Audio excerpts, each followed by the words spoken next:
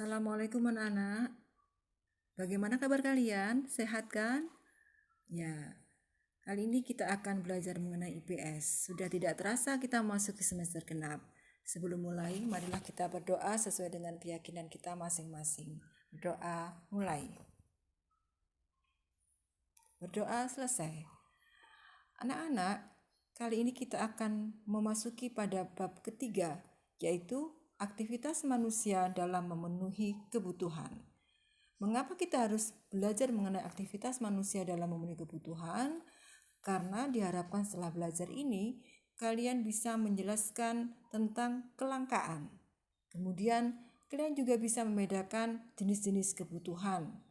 Dan kalian juga bisa menyebutkan faktor-faktor yang mempengaruhi kebutuhan. Serta kalian bisa menyebutkan barang dan jasa sebagai alat pemuas kebutuhan. Nah, khusus kali ini kita akan membahas tentang kelangkaan dan kebutuhan manusia. Ya, kelangkaan dan kebutuhan manusia. Coba perhatikan dua gambar di layar ini.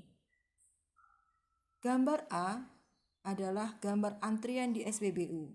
Gambar yang B, betul sekali, gambar tentang antrian pencari pekerjaan. Mengapa bisa terjadi seperti itu? Karena semua adalah permasalahan ekonomi manusia, yakni kelangkaan. Mengapa terjadi kelangkaan? Karena kebutuhan manusia yang tidak terbatas, sedangkan alat pemenuhannya sangat terbatas, baik sumber daya alam, sumber daya modal, dan sumber daya manusia.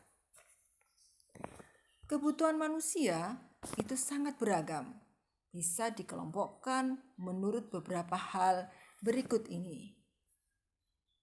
Menurut tingkat kepentingannya, kebutuhan primer, kebutuhan sekunder, kebutuhan tersier. Manusia pasti akan mendahulukan yang namanya kebutuhan primer. Kalau sudah terpenuhi, maka memenuhi kebutuhan selanjutnya, sekunder. Dan yang terakhir adalah kebutuhan tersier atau kebutuhan terhadap barang mewah. Kebutuhan berikutnya menurut sifat dibagi menjadi kebutuhan jasmani dan kebutuhan rohani. Sedangkan kebutuhan menurut waktu pemenuhan dibedakan menjadi kebutuhan sekarang, kebutuhan masa depan, dan kebutuhan sepanjang waktu. Kalau belajar seperti hari ini, menurut kalian termasuk kebutuhan yang mana? Ya, dijawab ya. Kemudian ada kebutuhan menurut subjek yang membutuhkan, secara pribadi ataupun secara kelompok. Nah, perhatikan gambar-gambar yang ada di layar ini. Ada handphone, ada sinyal, ada beras, ada obat-obatan. Kalian bisa mengkategorikan barang atau jasa dalam kebutuhan yang mana. Perhatikan juga gambar di bawah ini. Ada tas yang lucu, ada tas remaja, ada seragam SD. Maukah kalian sekarang yang sudah SMP kelas 7 menggunakan seragam SD? Tentu tidak mau, karena itu akan kita pelajari pada slide berikut ini. Ya, faktor yang mempengaruhi kondisi kebutuhan hidup manusia tidak sama. Salah satunya adalah usia, pekerjaan, lingkungan tempat tinggal, dan seperti yang tertera di layar ini.